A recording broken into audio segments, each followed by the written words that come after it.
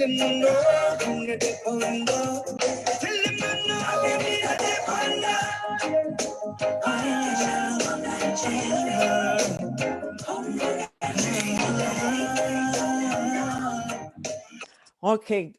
good evening, everyone. Thank you for joining us this evening. My name is Elisa Trotz, and I'm a member of Red Thread.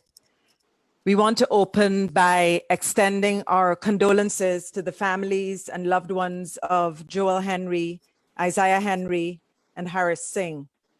And we'd like to open with a moment of silence for them and in solidarity with all of those calling for justice, for an end to violence, and for a genuine culture of inclusiveness in our beloved Guyana.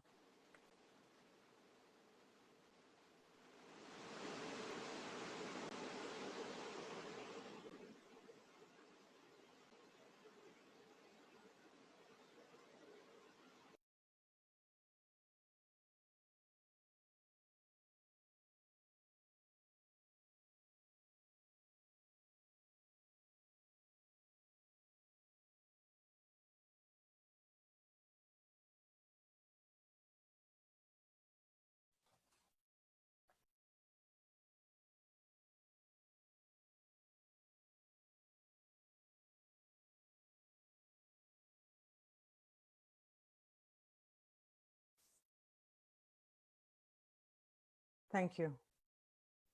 We'd also like to thank the young brother, Courtney Douglas, who generously gave us permission to use that beautiful image of the three young men that was just put up and that you would have seen on our page. Please share it widely, and thank you so much to Courtney for your art and for your grace. This evening's virtual Speakout, Moving Forward Better, is intended to bring Guyanese together at home and in the diaspora to reflect on what living together means and requires, of the need to listen, hear, and empathize with each other, to disagree without insult and slander, viciousness and bitterness, to care for each other, and to demonstrate that in our words and actions. For this first Speakout that Red Thread is organizing, there will be no discussion tonight. We're taking no questions from those of you who are signed on. We're asking everyone to simply listen to the folks that we have here with us this evening, to listen to them speak from their hearts. None of the speakers who's on tonight knows everyone who is speaking. We've just met, all of us have just met some new people on this platform tonight. So like you, they will also be opening their hearts and listening to each other for the first time. We're inviting you to put any comments on the page, on the Red Thread page. We're asking you to respect the space, respect each other, to refrain from anything that is not helpful, not constructive this evening. Please stay with the spirit that we are going to try to model for you tonight as we move forward. I want to thank Maya Trotz, who is going to be offering technical support tonight. So if anything goes wrong, you could blame her. And we're really hoping that all of the Guyanese don't get blackout anywhere tonight, because after the next speaker, we are turning it over to the good folks in Guyana, who will be taking us through the rest of the evening. Today, September 11th, is the birthday of one of the Red Thread co-founders and I. And I'd like to invite Nisha Hanif, who is Guyanese from All Boys Town, to welcome us with a few words and to open this evening in a good way and with good heart. Nisha has just retired from the University of Michigan and is moving back to the Caribbean. Her work on race, gender, and health was premised on an HIV model which she developed with Red Thread in 1989. Nisha, we're so thankful that you're able to join us tonight to pay tribute to Andai and to open the space. So over to you.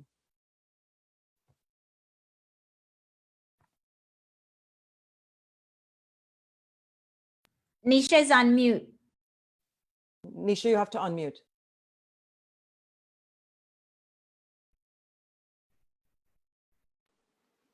All right, can you hear me now? Yes. Okay. Well, thank you for inviting me, Alyssa. I'm very happy to be here. I also want to mourn the loss of the young people who were killed. It's a very bad time and stressful time in Guyana.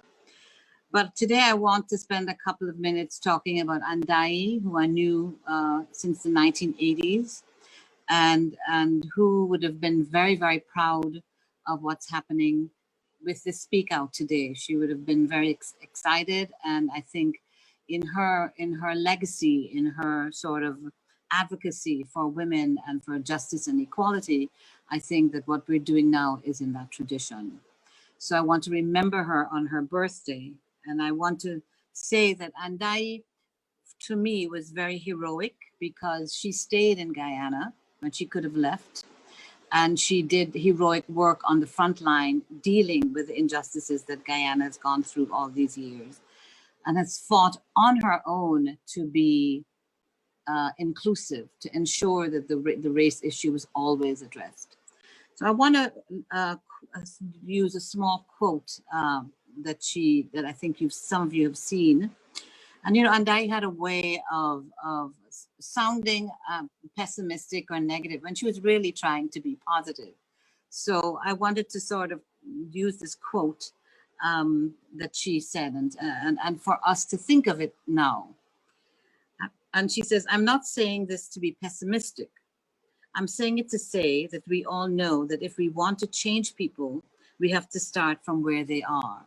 And I think the way you're conducting this meeting this evening is in recognition of that truth, that we have to start where everyone is and not judge, and be inclusionary and be respectful. If we judge people before they open their mouth, then I find it really not helping the cause. I just wanted to say briefly that I worked for many years in South Africa, which has gone through enormous race problems, and they've come to some conclusion about it. It's not finished yet.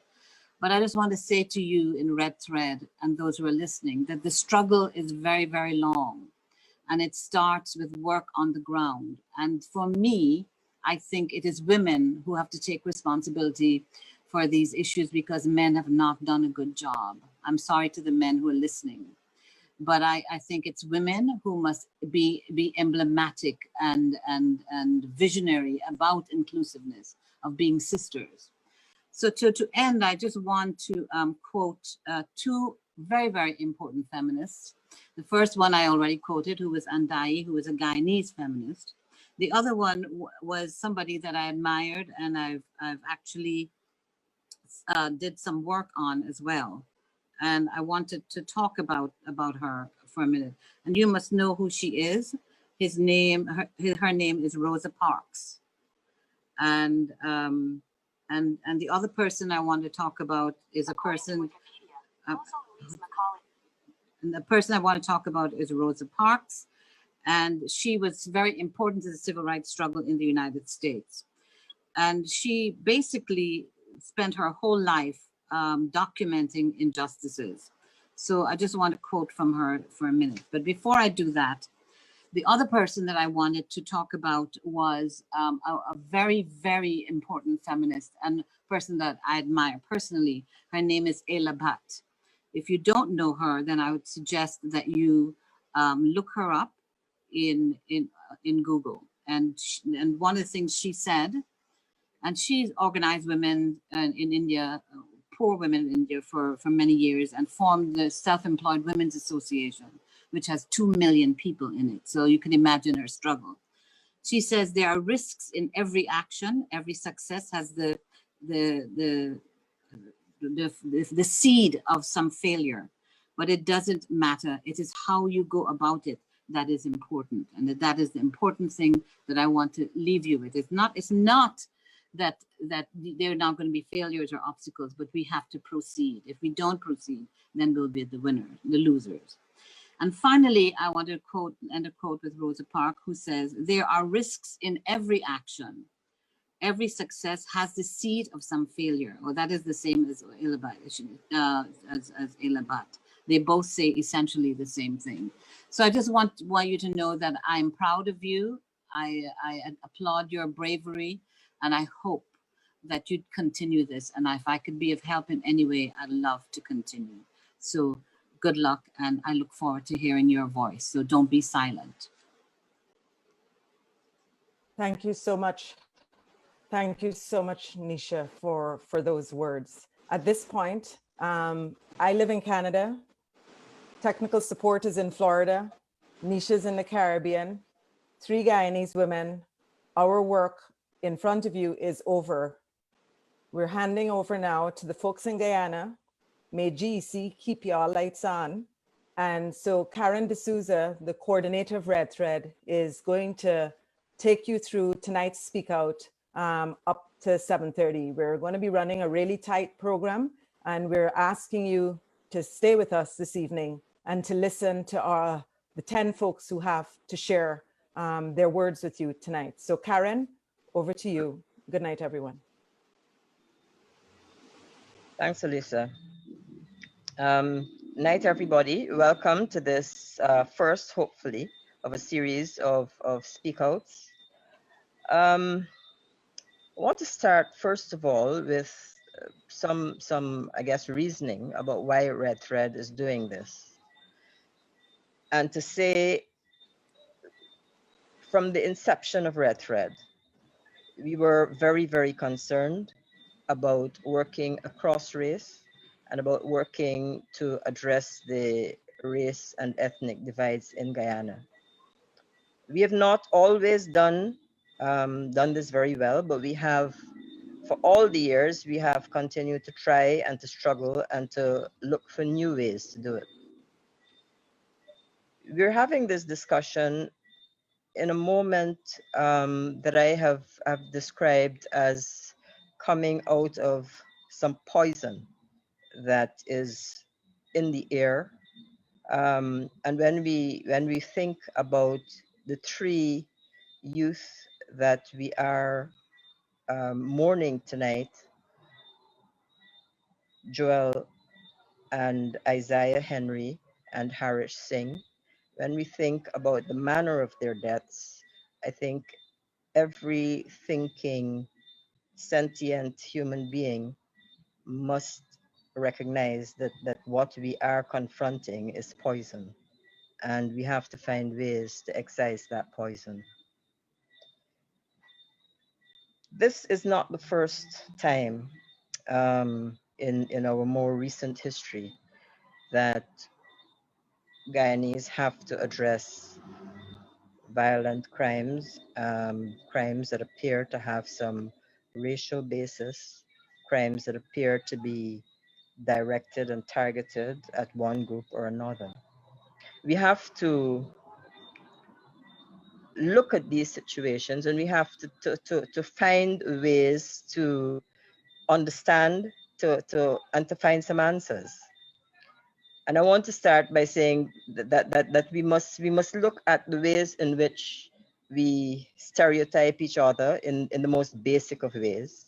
We can think about in more recent times, we can think about the various horrible killings that have happened over the last decade and a half, 2 decades, and recognize that persons of one ethnicity, if you're of African origin, essentially the entire group of African people is thought to be criminal, thought to be violent.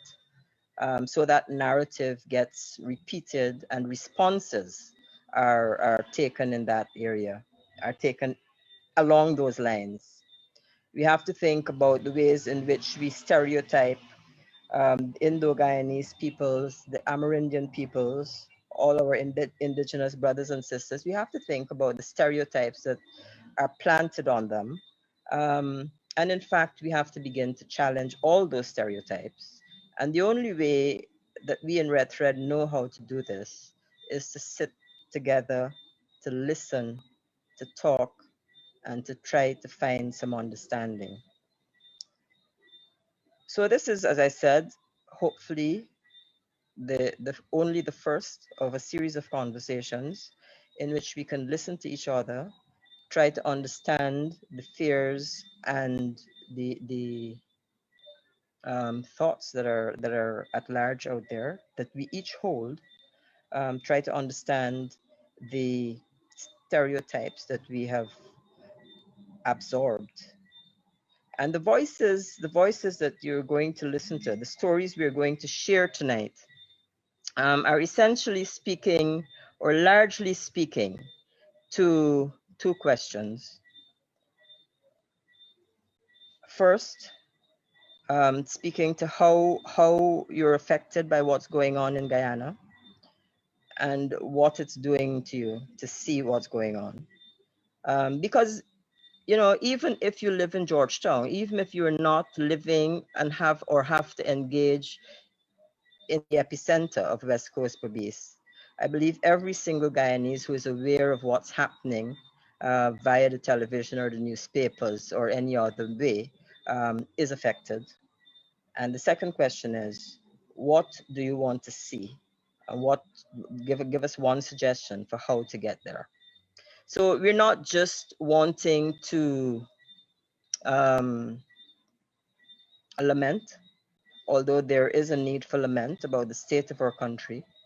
We also want to begin the work of looking forward and begin the conversation about how we move forward out of this situation. We want to keep the program very tight tonight.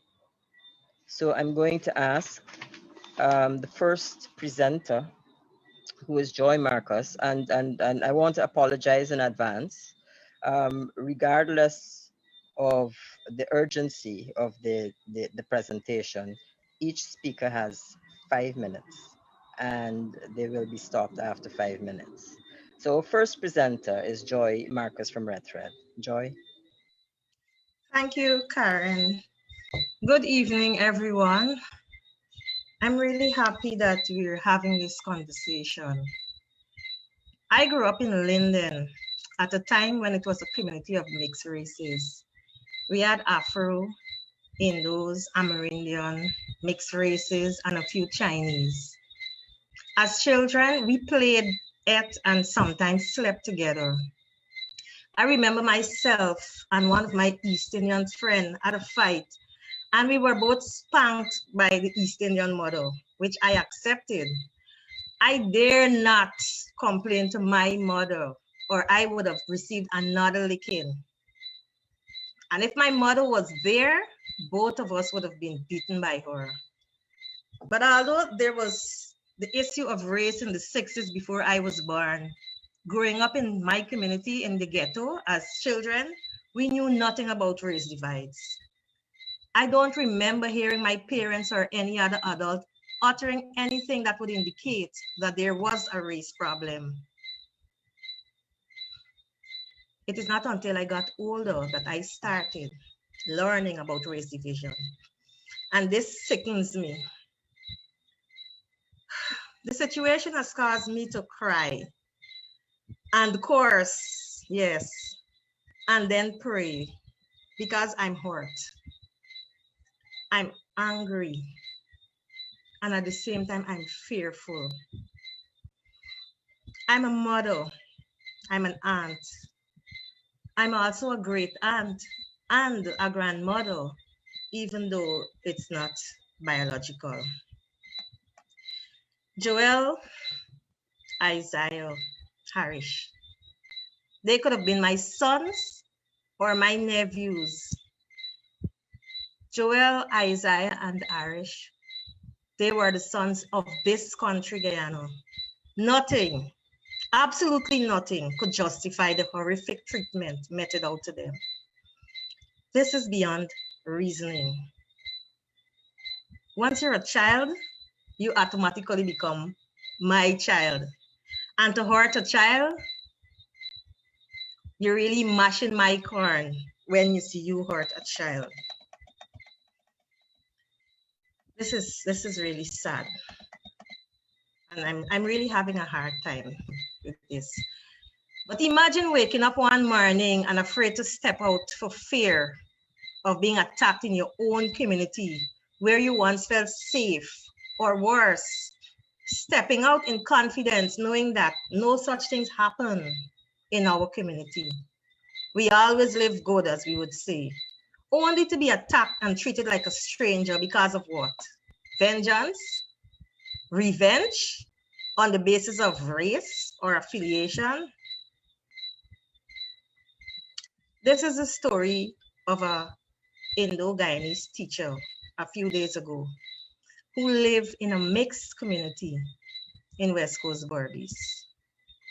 This is really sad, really, really sad.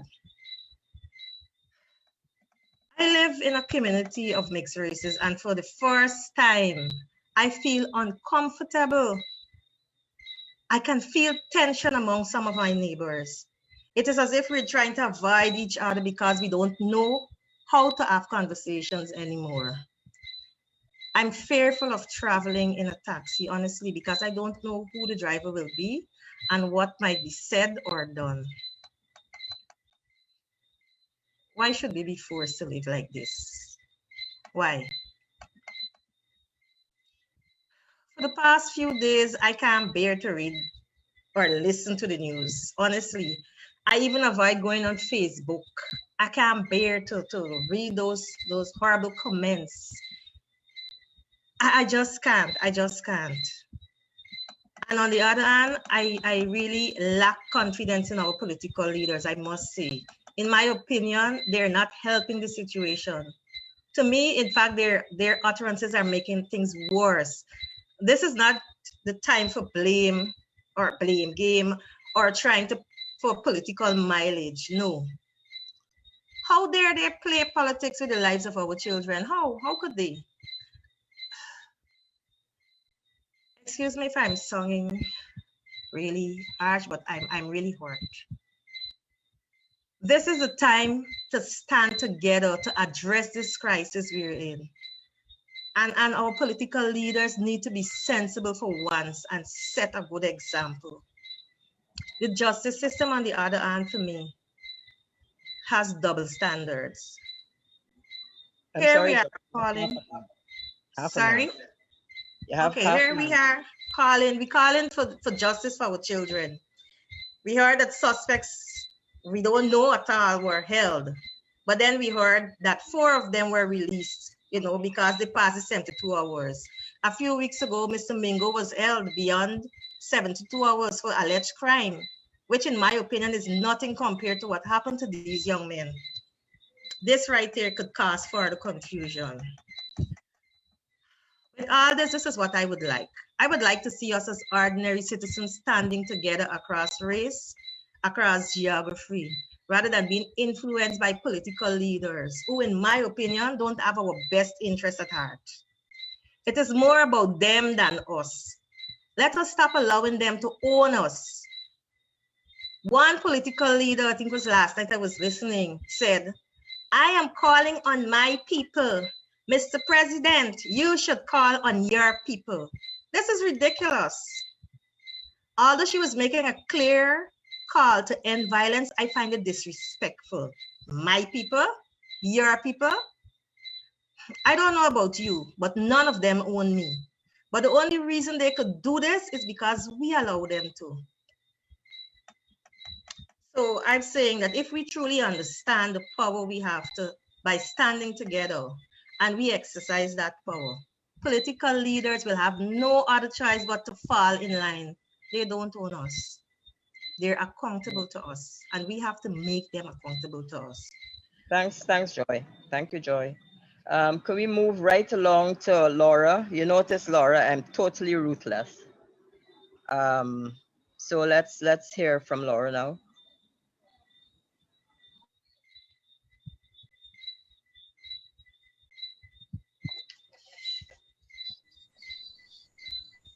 Hello, Karen. So to continue from where Karen was talking to, I want to say, we're responding to 2 questions in terms of how is this making us feel? Guyana is just coming out from a very drawn out and tension-filled elections process. And to get into something where We have our own children being mutilated. It's just shocking. It's shocking even more. And I think this is all contributing to, I think, what has been the long-standing issues of mistrust and ethnic-based voting and the race baiting and the stoking of tensions. I would say largely by politicians, and it is very, very wrong. And what Karen said to earlier was politicians making or capitalizing on these criminality, crimes. It's just terrible. It's shameful. It's embarrassing, and only us citizens of Guyana can hold leaders accountable, the people we vote for, and eventually the people that becomes government. We are the ones that have to hold them accountable. So what should we do from here? One of the things, or one of the constitutional bodies that I would say Guyana has been avoiding for a very long time is the Guyana Human Rights Commission. Under the coalition, I recall going to one meeting, they were scouting, I think, on what the Ministry of Social Cohesion should be, which was quite, it was funny because here you are establishing a ministry, but you don't know what they should be doing with it. And I recall many of us there, recommended, how about the Human Rights Commission? We have a Human Rights Commission provided for in the Constitution of Guyana, and both, I think, the PPP and the coalition have avoided the establishment of this body. That body could be a strong commission that can deal with, truth and reconciliation. I think is long overdue. We have called on such a body to get rid, to work towards getting rid of tensions, suspicions, racial tensions, and everything else, where different people of ethnic groups, different ethnic groups have felt they might have been treated unfairly as a people. So bodies like that need to be established. So I would say a recommendation for a quick establishment of the Human Rights Commission with commissioners who are committed to working, commissioners who are prepared to establish working towards mechanisms to make sure that the body actually works, and not just have individuals sitting on commissions. As we have been experiencing right now, we have the Ethnic Relations Commission, the Indigenous Peoples Commission, the Women and Gender Equality Commission, and we want to know what exactly they're doing, because they have very strong provisions, strong mandates and functions in the Constitution of Guyana, but yet the actual implementation is lacking. And I think successive administrations, political administrations, have been very happy that they just sit there on commissions and nothing gets done, because a large part of the mandate across the board of those commissions is to analyze legislative provisions. I'm sorry, Laura. Yes. Time. Yeah, that's all right. Yeah. But that's what it needs to happen. Yep. Thank you. Next up is Karen.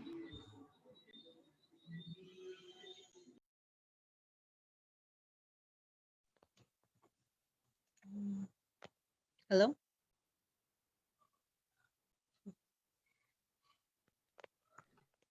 Good evening, everyone. I'm no stranger to racism. I've been in a particular position to face racism from people from both sides. I've heard them speak their opinions, often negative. Growing up, there was always racial remarks from the community I grew up in against Black people. And being with a Black man, I was privy to conversations on the other side from people that assumed that since I was with a Black person, that meant that I didn't have any love for my Indian brothers and sisters anymore. However, the racism that I had grown accustomed to always seemed kind of well-meaning in a way, like almost unconscious, like people were not meaning to offend. And I thought then that meant that it was changing with time, you know, that people were becoming less racist. However, with the brutal attacks of the murders of Isaiah and Joel Henry, two so young children, that shook me to the core. Working at the archives, I know our history all too well, but naively, I believed that we were way past that. I quickly understood after the murders, though, that the Black population of Guyana felt victimized and they needed justice. So I support that cause. But yet, I was not prepared for the beatings and chopping of Indian people and the murder of Harish Singh, who was supposedly killed as a response. I feel like I've been ripped from the world that I was living in, where no one I knew was ever so hateful to say the things that they were now saying, and so monstrous to condone the murders on either side. Right now, it feels closer to home. When I hear the views expressed in real life and on social media, worse yet is the silence from people that I expect to speak up, from Indian people that I expected to speak up against the murder of the Henry brothers, and from my Black friends that I expected to speak up against the murder of Harish Singh. Honestly, I feel disappointed by the ugliness that we're capable of, saddened by the way we're treating each other, and hurt by the way that we're murdering children. Children, because it seems like they're the main targets. It feels like we're at the brink of civil war. And yes, I said we, because I think we could all be doing more. I regret not stopping every person that I've ever heard saying something racist before, instead of just trying to keep the peace or brush it off. That being said, I don't feel entirely hopeless. When I look at my children, I feel like we still have time to change ourselves. My children don't know about being racist. They love all their friends, Black and Indian. They're pure. And I want a world for them. I want to see justice served for the three boys. I want to live in a unified country where we've healed from the past, where we respect and love each other. And on going forward, I feel like overcoming prejudice is a change that occurs within the individual. So we must confront the biases within ourselves. And I think we all have some biases. However, dialogue and education are useful opportunities to begin this individual process. Whether it comes in the form of groundings like Lena does, or workshops like the ones facilitated by Will Campbell on an institutional level, or even events on national scale that could educate Guyanese people on the history and culture, because a lot of Guyanese don't know how we came to be. A lot of Guyanese do not know the history of our country. I think that would raise some amount of awareness. And it wouldn't hurt too if by some miracle our leaders would show the nation a little better example, not just the politicians, but sometimes religious leaders, because I've heard racist remarks in churches before and temples. And I think we could all do better. I think it's every woke person's responsibility to help spread understanding and tolerance. Thank you. Thank you very much, Karen. Our next presenter is Renata. Please go right Hey, good night, everyone. Um, to summarize how I've been feeling about everything that's been happening in 5 minutes is a task. But like we were told from the inception to just speak from the heart, so I'm gonna do that. I want people to understand something that Bob Marley once said in his song, that until the philosophy of one race, which holds one superior and the other inferior, is finally and permanently discredited and abandoned, everywhere is war.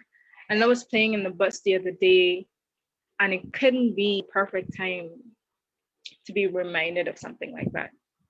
I know persons are asked to say how they feel currently, numbing me, extremely numbing. No anger, no fear, nothing, just numb. because despite what people would like to say, that Guyana doesn't have a race issue, we found that out. I mean, we knew, but some people that are not that observant found out. And before that, for me, before the boys being brutally murdered, Black Lives Matter. And the names just kept coming one after the other, and I kept forgetting hashtags and I kept forgetting names, and I got so mad at myself because it was confusing with how people's lives, especially Black people, seemed as though it didn't matter. No justice, no peace. That's what I was saying at the protest last Tuesday for the Henry boys. And not too long after that, 2 days after that, they were parish. And it just makes you think, what next? How do you feel? For me, in terms of solutions, I feel too many people put their hopes and trust in politicians. Politicians aren't supposed to make everybody happy. They can't, it's impossible. And we forget that politicians are human beings, not excusing their behavior. We expect too much from them. We expect them to go and do peace talks. We expect them to not, be biased to a particular side. We expect too much. And as a student of Shirlina, I have no hope in politicians across the board. And religious leaders, that's a different discussion. But for me, prosecuting people for hate crimes is definitely one of the things that I'd like to see happen in my generation, not in my daughter's or her daughter, in mine, whereby people don't get a slap on the wrist, shout out to the ERC, for racial slurs, threatening people because of their skin, for threatening people because of their ethnicity, because of their religion. You don't get a go ahead, you don't get an apology when you do that. You get serious consequences, and that's the thing that I would like to see happen.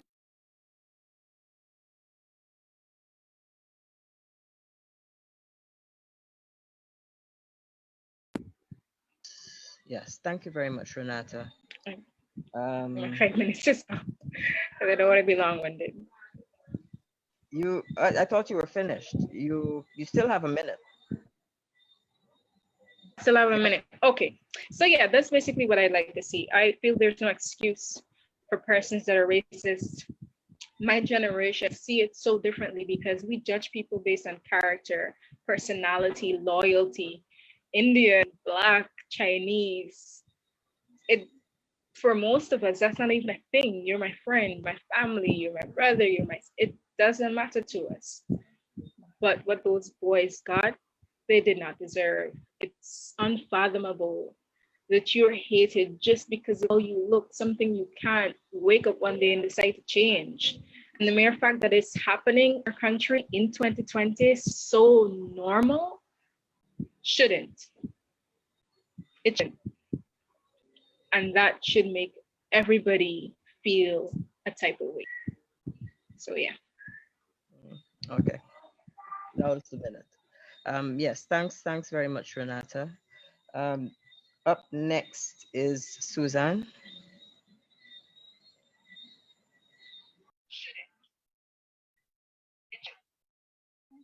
Hi, good afternoon, everyone. I'm from Georgetown, and I'm a mother of 2 sons and a daughter, of course. When I first heard about the killing of the 2 young boys in Berbice, 17 and 19-year-old, I was really devastated. It was so devastated for me that right away I said to my sons, look, y'all need to be careful. I have my big son who works taxi. He usually have persons to carry to Berbice. And I said to him, you need to cancel all Berbice trip because what is going on in Berbice is not wholesome. I wasn't preparing my mind to something like this, what is going to happen. And I keep saying, God, don't let this come to Georgetown. People need to understand that we don't know what caused the death of those boys, but whoever is responsible must be brought to justice. The Indian guy who died on Wednesday also, we don't know what happened. he also have parents. They all have parents. We are all parents. And what I would like to say is that the elder persons should set examples for these youths. These youths that coming out on the streets and causing disturbances and so on, and led also by the elder ones. I am so devastated with this that I Sorry, need Susan. justice. Susan, I need to interrupt you. Do you have something else on? Facebook is on somewhere near to you? Sorry. Yeah, Yeah, turn it down. yeah. Somebody was listening to Facebook, the thing on Facebook. Sorry about that. Yeah. I never grow up in racial behavior and so on. I was learned that in 1964 there were a racial dispute. From then to now, I have never seen anything like this. The thing is that it's so like now to talk like I'm kind of frustrated at the moment. But to see how people is fighting against each other, I don't want to see a racial divide in this country. We are all one. We are brothers, we are sisters, we are parents. We all have the same thing to do. The same blood run through us. We have the same life we're living. We does nothing different from each other. Why should we be fighting against each other? We all have losses. We don't expect our children, people to kill them in such a manner. And we don't want that. We want justice for these boys. Whoever is responsible must be brought to justice. What I would like to see happen within this country, I would like to see our brothers and sisters come back as one, live together as one. Be it your pink, black, yellow, or red, we are all one. We live together as one. In Georgetown, where I'm from, we don't have this racial divide. Everybody rhymes with each other. Everybody laugh with each other. Everybody play domino together. Everybody sings together at the karaoke. Everybody just having fun. And I have a neighbor who is an Indian descent, and he's very, very friendly. We all live in unity. Every single day he see me, he has something to make me laugh. There's always something to make me laugh. He was never disrespectful in nowhere to nobody or anything. And to know that this is what is going to erupt in this country, I pray God that that never happen. So my brothers and sisters, be it Indian, black, white, Amerindian, we are one. Let's come together and live as one.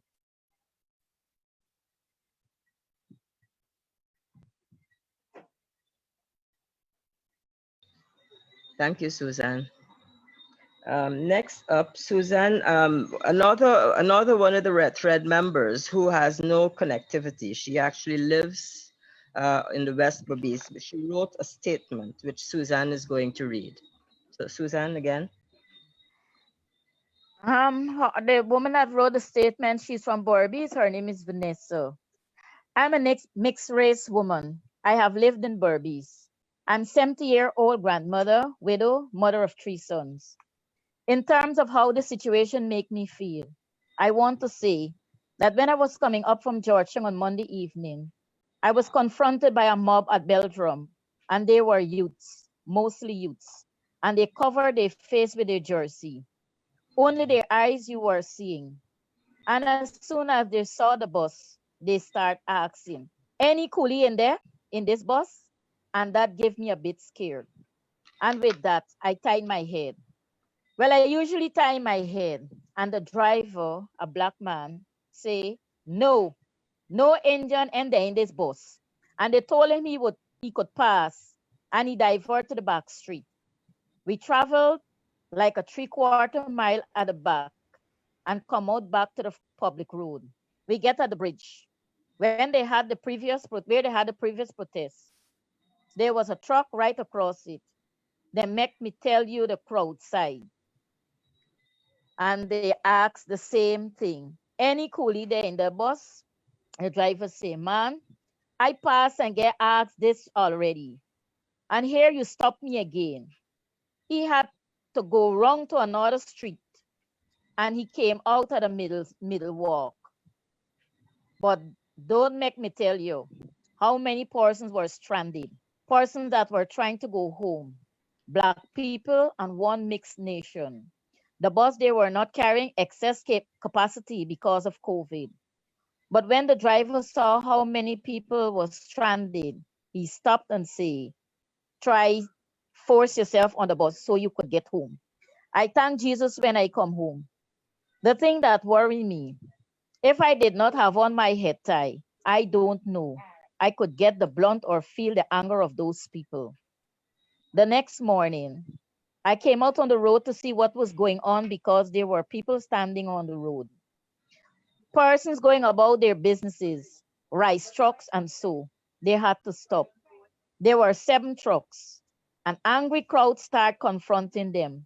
They confronted one of the occupants of the vehicle and beat him. He was forced to stay in the cab of his vehicle. And after I see that, I come in. When the police came, they didn't do anything. They had a blockage at 40 and 42. No vehicle could pass. Either they turn them back, or they wait at the blockage there to see if they could pass. The thing that struck me, though I'm living in the village for 54 years, the slang that these youths were throwing, your coolie this, your coolie that. These were young boys between 15 and 25 years. The thing that bothered me with these youths is not that they don't know me. They know me, and we sell things like chicken and feed and so. And they would come and buy, as they say, as they saying go. What they hear from their parents, they carry out. Up to now, I cannot leave home to go anywhere. We are stuck. We cannot move to go anywhere. We cannot move out to go about our business. If you have to go to the shop, it's bush lot. And right now, you cannot move. You cannot go. My village has Black and Indian here. I have Black neighbors. And they would come around to see how I'm doing. And so the division in and between the village are terrible. What I want to see. What I want to see, unity is as it starts from the home of people, the home of those youths, and it cut both ways. For the Black area, you have that. What they learned in the home about Indians, and for the Indian areas in their homes in bad settlement, and so you have that. What they teach their children about Blacks. I think parents must instill in these youths that it's wrong to say to people about race because we all live as one. But I think that you have to have a village elder in every village that everyone respect. Everyone, someone that the youth would listen to. This would be different. This would make things different. Why now should we be divided? We are one, 6 races. Even if you got differences, don't make the innocent pay for the guilty. I'm finished. Thank you, Suzanne. So that's from Vanessa in West Berbice. Next up, we have Andrew. Just go right ahead, Andrew. All right. Being from an indigenous background, ancestry, and born in indigenous community, I actually am more aware of racism when I moved to Georgetown. You know, transition so many changes and dealing with racism. Andrew, try turning off your video. Let's see if the sound will be better.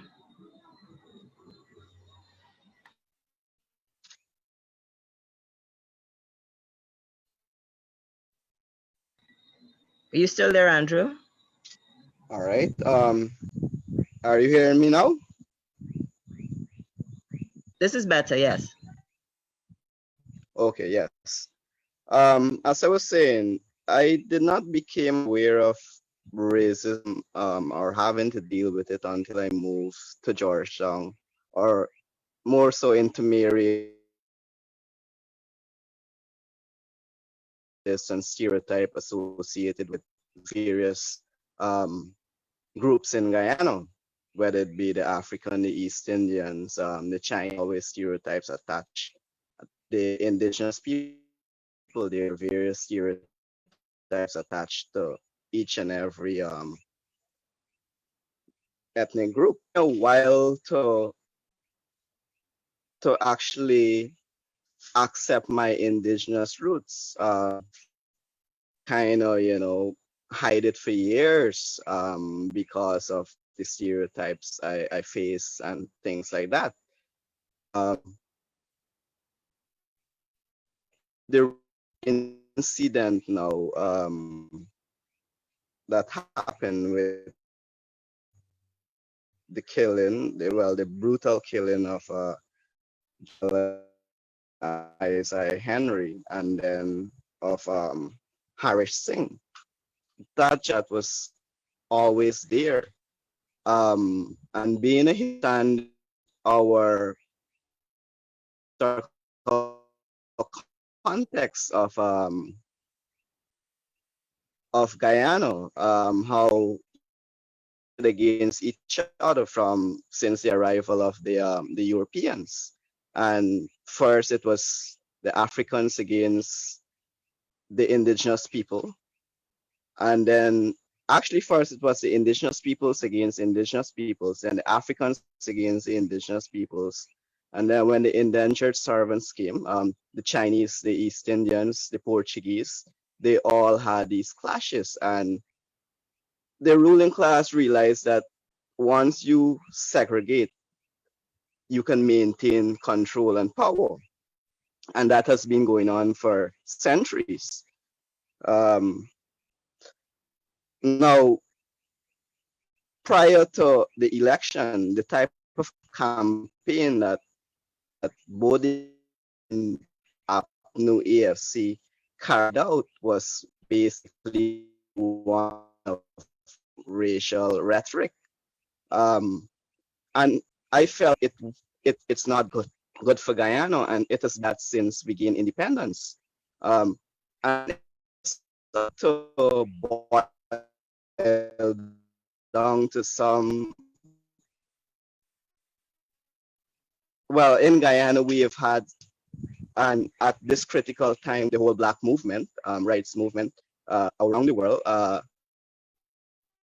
I think it brought about more awareness amongst the people in Guyana.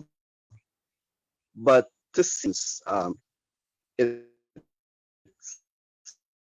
actually a feeling more hatred to see that we need a total reform of our education system.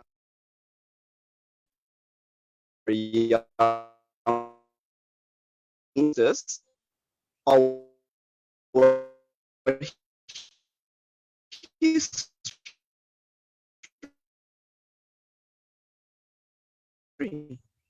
the good and the bad, we can get a how we can move for all walks of life. I live in a depressed community, and my surname is associated with that of a Black man.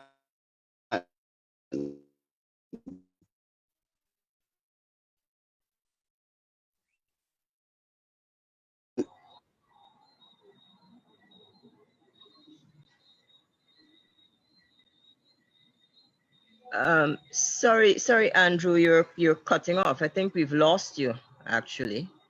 Not getting any sound at all. I don't know if you are still on and you can get the sound together. I guess we'll come back and let you finish up with your moving forward statement if you have one. So we'll go to. Could you please tell? Yes, Andrew. Could you please tell me where I stopped? You were talking about living in Sophia or in a depressed community.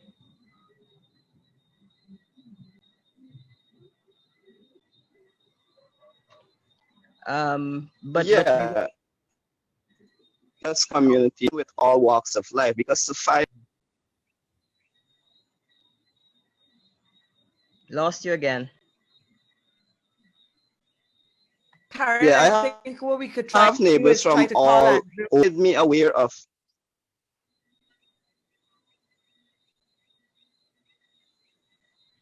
Why don't we try to call Andrew and put him on speakerphone? Okay. Should we do the We next do one that while you get after. that set up? Yeah, let's do All right. Halima, and then Maya can try to call him and put him on speaker. Okay, so the next one, Maya, can you just cue up that recording? I'm an Indian woman. I'm living over the river, and I do not want to show my face because I'm afraid. I want to share one instance. I was traveling in a minibus. I was in the front seat. The driver was a Black person. You had the passengers at the back. You had Indian, you had Black, and you had mixed. Anyhow, I started a conversation with the driver, asking him how he find the country going now. Right? So we talking in front of me, talking. And then he turned and said, man, I got a lot of old people that the old people should step down and give the young one a chance. But when he says step down, that they should be at the back, like coaching them. This gentleman, the passenger at the back, he turned and said, no, left the old people, them let her run. So the man said, no, man, you gotta give the young one a chance. But he ain't saying that it should step out completely, but be at the back and coach. So we start talking, and we talk about money and stuff like that. So when we talk about finance, ageable woman, an old woman at the back seat. But I said, oh, she's working, but she's ageable. Her words was that how they done all the fucking money from the treasury. The country got no fucking money. So the driver turned and said, ma'am, the money ain't done. Because she even talk about the oil money. He said, ma'am, the money ain't done. The money in the World Bank, it didn't come to Guyana yet. Her words was that I can't expect nothing better because just how I hear twist, I am mind twist. When this woman said that, it hurt me so much. I said, what is this? An ageable woman, an ageable Indian woman. This is what she's saying. And she's not speaking to the driver alone because she didn't say you. She said Ayo. So she's including all Black people. And just as well, you would have Black people who will talk and talk about Indian people and include all Indian people. So it struck me because if she's so ageable and she's talking about how I hear twist, I am mind twist, who can you trust? Because I would travel with that woman every day and I never expected that from her. And as I mentioned before, you have Black people who would say the same thing. So you don't know who to trust. At this age and time, you don't know who to trust.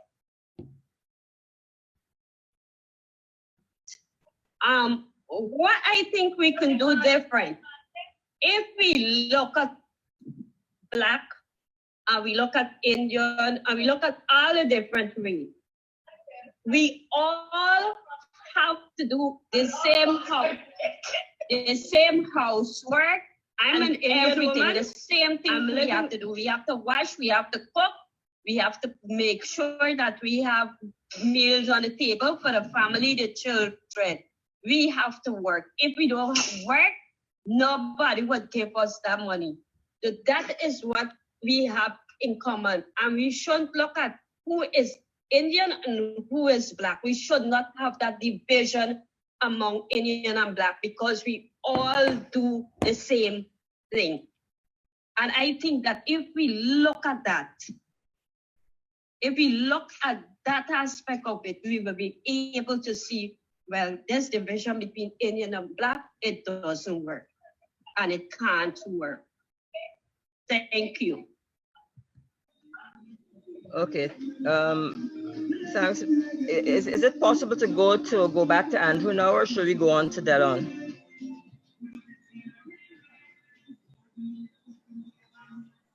Go to Delon. Okay. All right. So the next up is Delon. Just go right ahead, please, Delon. Good night, everyone. Let me start by saying that Black Lives Matter. It's important that I preface everything that I'm about to say with this, because as a Black man and a Black Guyanese, I understand the struggle and our fight to be treated equally here in Guyana and around the world.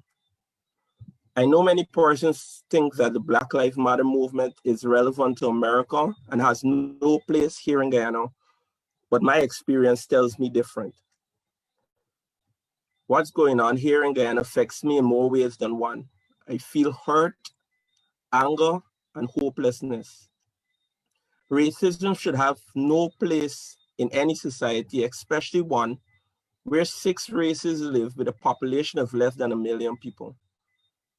However, the seeds of division were sown many years ago, and the senseless killing we have seen recently is the reaction to those killings, and the tension and fear we all experience in its aftermath is the ripe fruit of the division. There is no winner when we fight against each other. Many years ago as a teenager, I was aware that I was policed different than many of my schoolmates.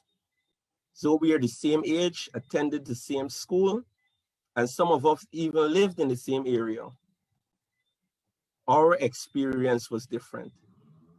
Race plays an important role in how we are treated and viewed even as teenagers. We are polarized as a people. I am still mindful of certain areas that I must not visit based on my race. And of course, the list is even longer around election time. I am also mindful of my own prejudices and stereotypes. I am mindful that Joel, Isaiah, and Harish were our children, our neighbors, and our friends. What do I want to see? As Guyanese, we need to stop pretending that we are merely witnesses to a racial issue and start acknowledging that in some way we contribute to the problem. We must first be honest and examine our own prejudices. We must start the conversation at home and within our communities where we are comfortable. We must hold our politicians accountable and let them know that dividing us for their own political gain is not only self-serving, but dangerous. We expect that leaders should lead from the front and stop inciting racial tension through their thoughts and actions. We need to also start taking responsibility for our own thoughts and actions. Yes, we're influenced by external factors, but as individuals, we must take a stand. The cosmetic fixes we have tried time and time again have not worked. The empty calls for unity must stop. We need to start doing what it takes to heal the wounds. Thanks.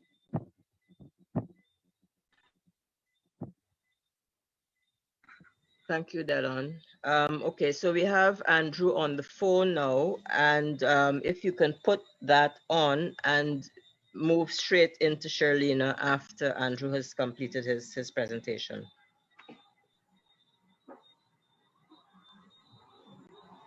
Yeah. So I was saying that I born in Morocco and I did not know of racism, deep-rooted racism, until I moved to Georgetown in 1996. Well, more so into Mary. Then I had to put up with, well, racial remarks from both African and East Indian.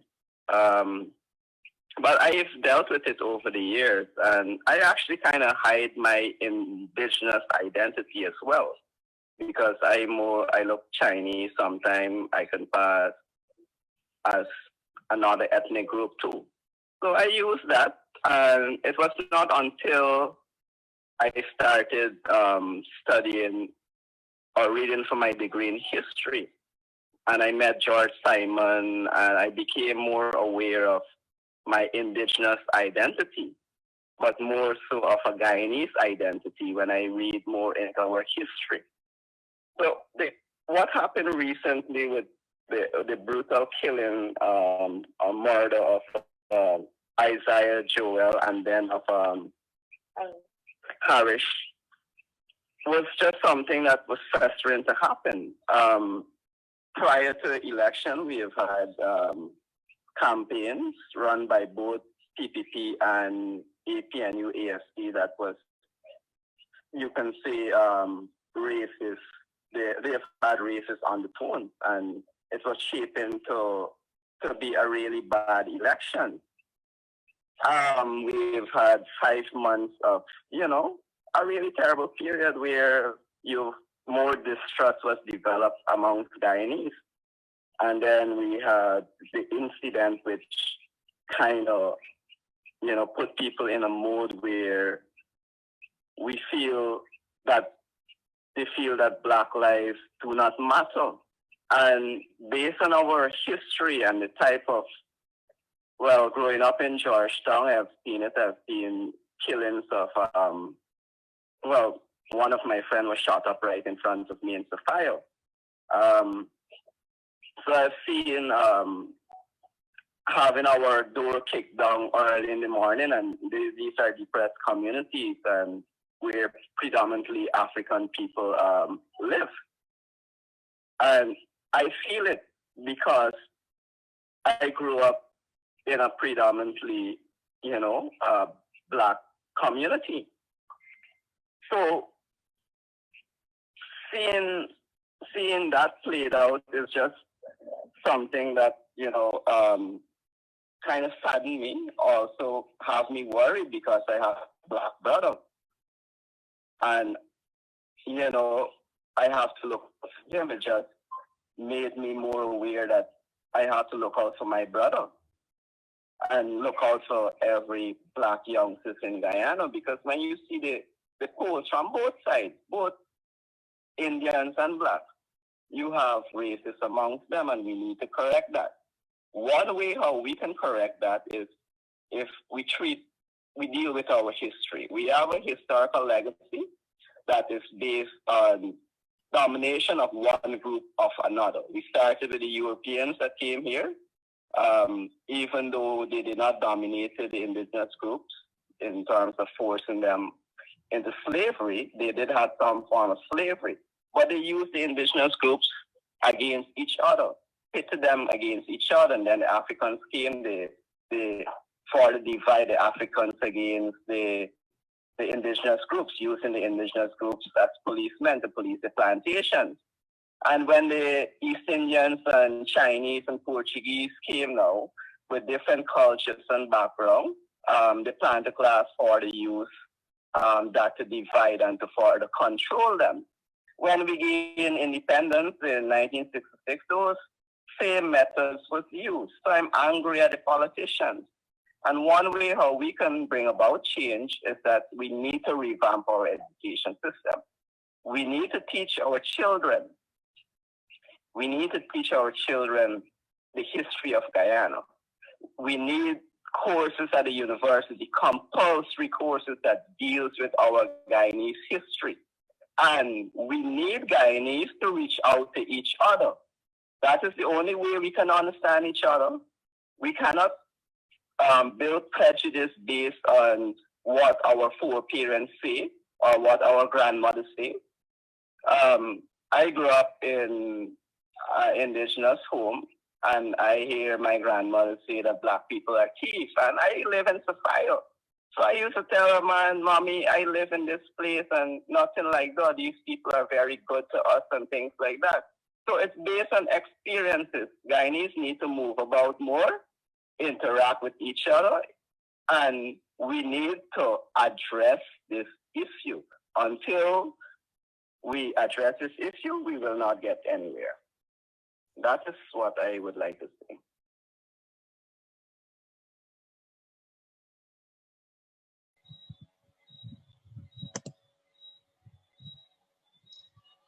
I should start, right, Karen?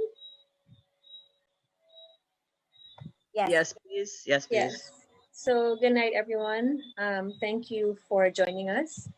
My name is Charlena. Lena, you can, as some people may know me, I'm a 43-year-old queer Guyanese woman of Indian heritage.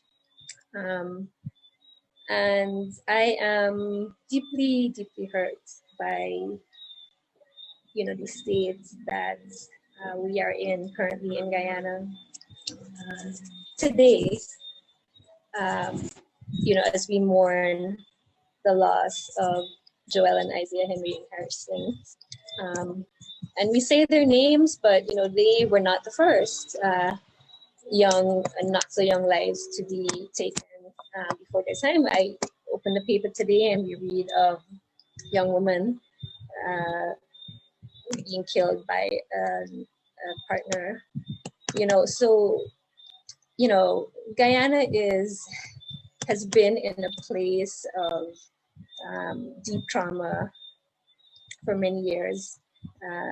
This is not anything new, and we need to address. We need to, as people have been saying, we need to understand our history. We need to understand why things are the way they are, and so it's not just a race issue. Or that's not the only thing that we have an issue with in Guyana, is how we treat anybody who is different, right? The other, as I said, I'm a queer woman. So how we treat lesbian, gay, bisexual, transgender persons, right? How we treat women, patriarchy, the system of oppression, right? How the expectations that we put on women and girls and boys to be particular ways, and any deviation from those is cause for shame and ridicule of persons, right? Yesterday was World Suicide Prevention Day. Lots and lots and lots. We have lots and lots and lots of issues in Guyana, ways that we divide ourselves and let people divide us. The way we treat children, the abusing, beating, corporal punishments, the way we treat animals, right? Anything that is less strong and vulnerable.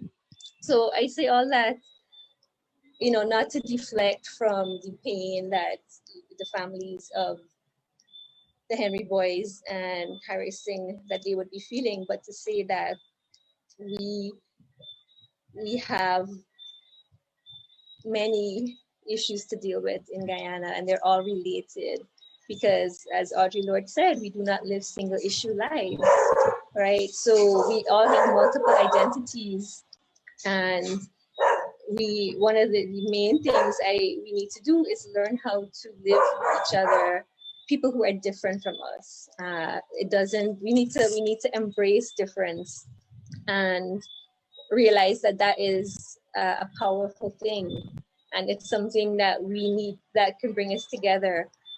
And because there are forces, there are things that we have as a nation that people want, and if we are divided, it's easy for people to take advantage of us. And so I wish every day that more Guyanese would realize how much we have in common, and that we are not the enemy.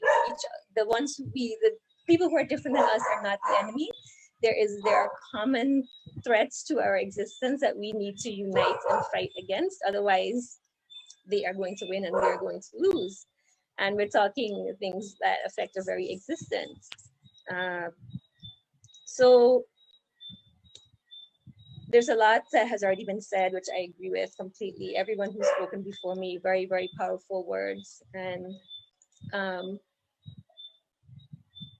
I'm grateful for you all for talking and sharing. You know, I've been going to the Black Lives Matter protest by Coffee, and one thing that, you know, continues to sadden me, adding to the pain I already feel, is I look around and I don't see very many other Indo-Guyanese people at those events. And that,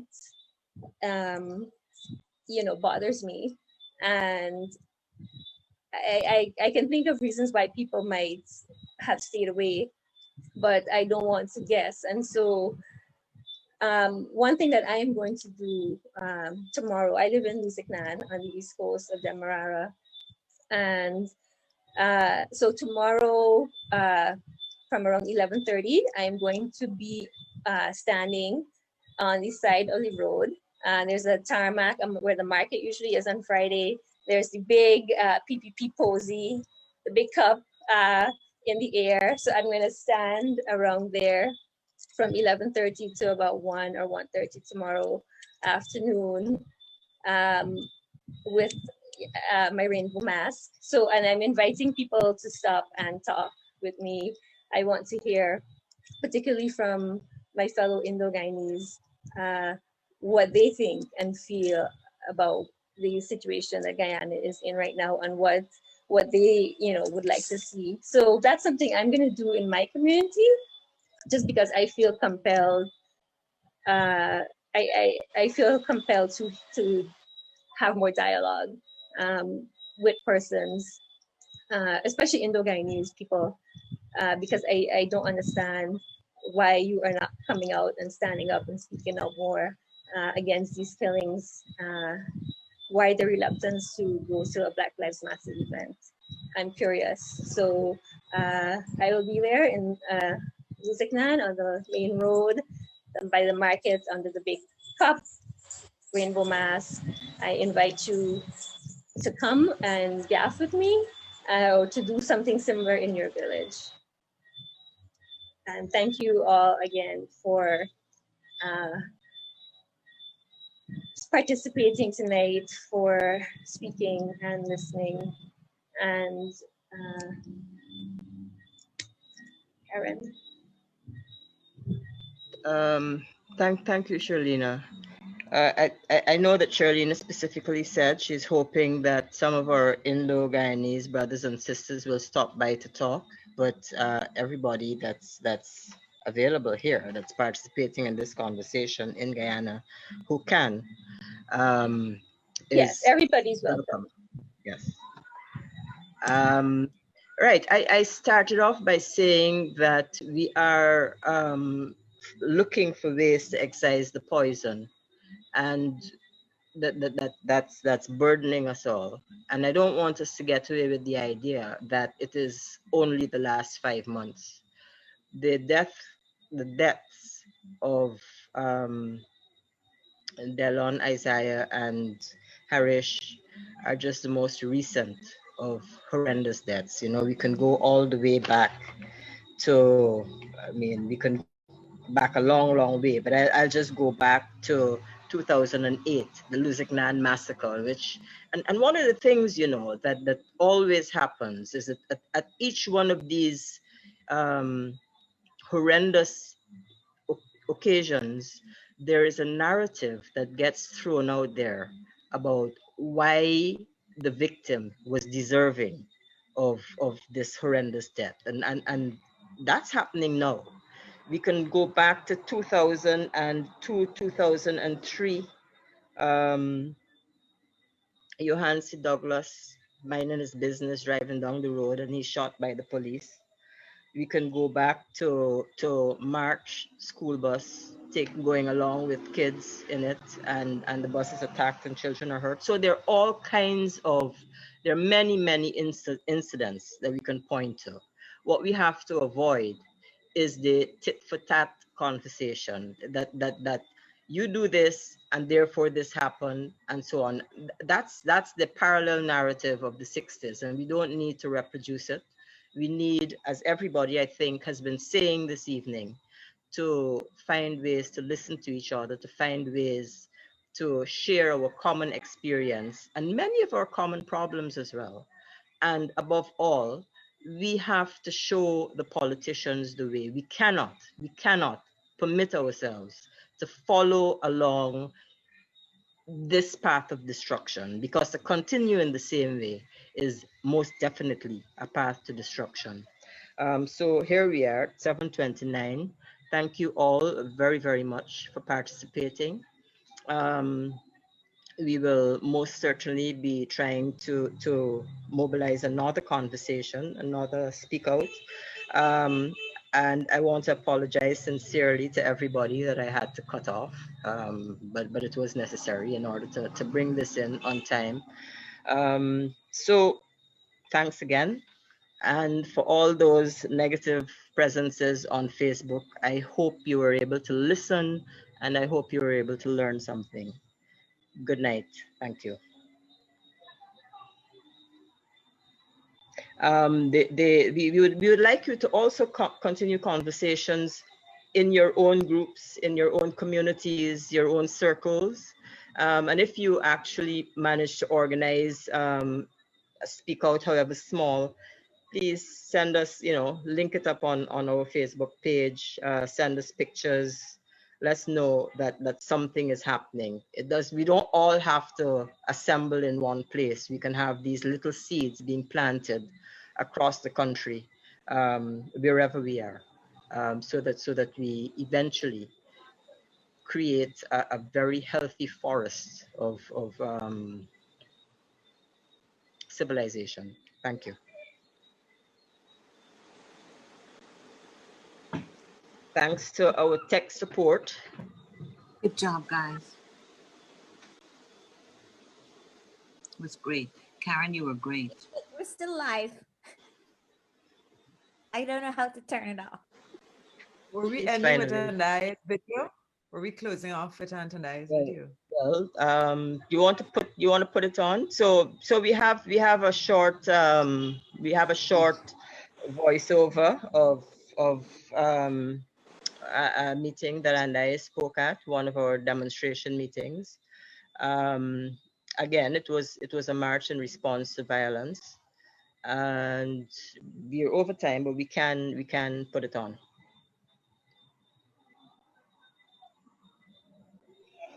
This is the one. Sisters, this is what we are saying.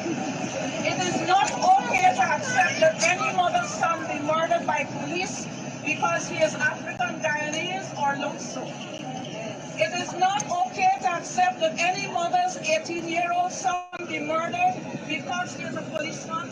Where else was he to work? It is not okay that any mother's daughter or son be abused or raped or robbed or killed because she or he is Indian Guyanese. It is not okay. And it is not okay to continue this war and to use this war to continue ignoring the needs and demands of the Amerindian people. And if you think about it, that's what Jean was saying. And the first part of what I said is what was being said by the sister from Women Across Differences. And I want to move on from it. Karen said, and you began to chant, that people are asking us where we've been all the time. Well, they can't ask me that. That would be rude. But they're asking some of us where we've been all the time. And you chanted back. Was it? Yeah.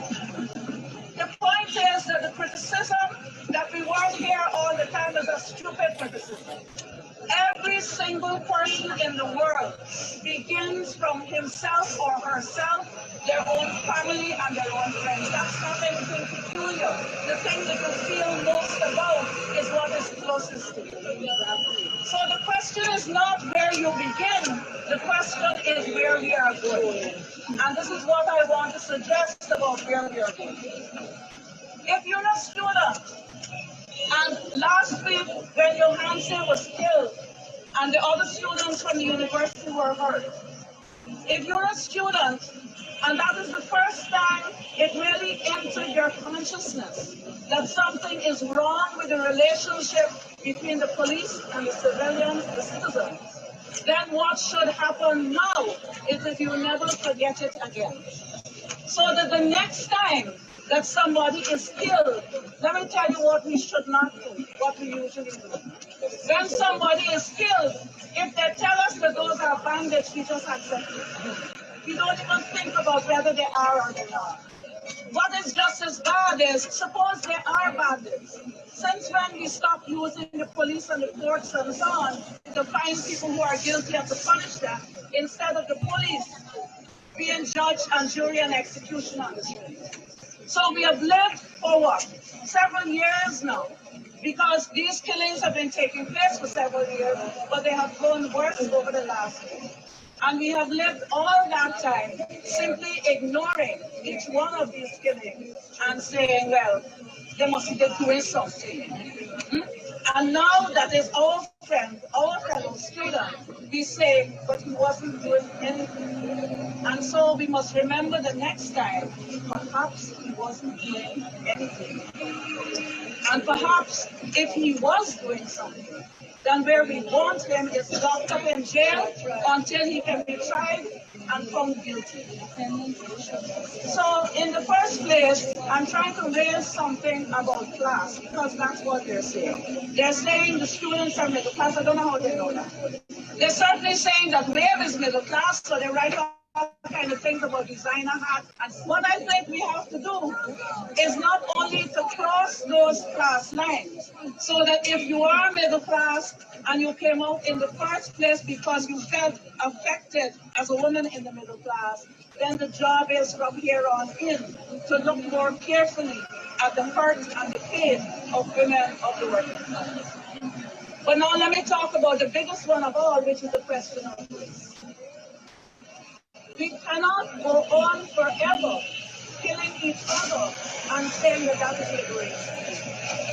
We cannot go on forever with a situation in which Indian Guyanese say, if African Guyanese are gunned down, that Indian Guyanese would say, well, y'all are killing us in any case, so it serves you right.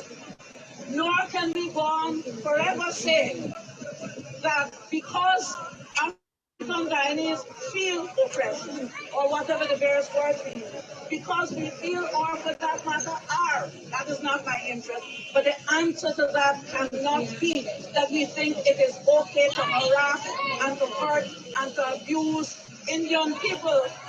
And the worst thing of all for us as women is that we are also saying it is okay for Indian women to be raped. You cannot rape an Indian woman in the name of my liberation. It is not possible. And we cannot go on. So it seems to me that the job from today is for us to do. This thing that we did today was a strike. We put down, of course, most of us, especially those who have a gentleman waiting at home, you're struck, but when you reach back home, the sweeping of the kitchen and so waiting, and the pot waiting for you to start. But at least you're supposed to 3.5 hours. So we took out this time as part of what Karen told you is the global women's strike, which is in 70 countries of the world, including Africa, including India, including indigenous communities in Europe. And we're part of that whole thing, which this year has as its theme, women say no war, invest in caring, not killing. And what we did in Guyana was to add to that our local demand. Women say no race violence, no race wars, invest in caring, not killing. Could we try from today, whether we are working inside WAVE or whether we are coming together across our different organizations, could we try today to be there, present, and ready to be counted in solidarity with each other, instead of simply each being imprisoned in her own little class and in her own little ways? Could we try it from today? The next time we hear, if we are African Guyanese, the next time we hear that something happened to people in Annandale, could we try next time to to show some solidarity, especially with the women of Annandale, instead of behaving as if it serves them right. Could we try from today for Indian Guyanese, the next time African Guyanese are hurt, not simply to say it's serving right? It may serve a few people of either race right. It could never serve. No, we forward together. We got here no. We got here no. We got here no. We got here no. We got here no. We got here no.